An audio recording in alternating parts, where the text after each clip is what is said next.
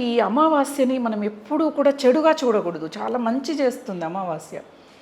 ఎలా అంటే కొంతమందికి ఏం జరుగుద్ది, అమావాస్య రోజు ఏదైనా చెడు జరిగితే ఇంక వాళ్ళు అదే ఆచరిస్తూ ఉంటారు. మేము ఈరోజు ఏం చెయ్యం, ఈరోజు బయటికి రాం. అసలు ఫోన్లు కూడా ఎత్తని వాళ్ళు చాలామంది కనిపిస్తారు మనకి. ప్రయాణాలు కూడా చేయరు. ప్రయాణాలు ఏంటిది అంటే అమావాస్య రోజు కొంత నెగిటివిటీ ఉంటుంది. ఎలా చెప్తారు ఇది అంటే, మానసిక పరిస్థితి బాలేని వాళ్ళని చూస్తే ఆ రోజు వాతావరణంలో ఉన్న పరిస్థితి మన మనస్సుని చంచలింపజేస్తుంది.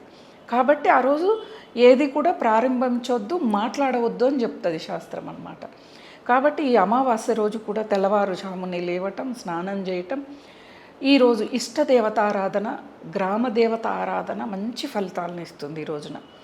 అలాగే ఈ అమావాస్య రోజున పితృదేవతల మీద ఏదైనా కార్యాలు చేయొచ్చు అన్నాం కదా, ఇంకొకటి కూడా చేయొచ్చండి. పౌర్ణమి రోజున ఇల్లు శుభ్రం చేయకూడదు ఎప్పుడూ కూడాను. అమావాస్య రోజున ఇంటిని శుభ్రం చేయాలి. కొంచెమైనా శుభ్రం చేస్తే మనకి అలక్ష్మి, ఇంట్లో ఉన్న అలక్ష్మి వెళ్ళిపోయి లక్ష్మి ఉంటుందన్నమాట.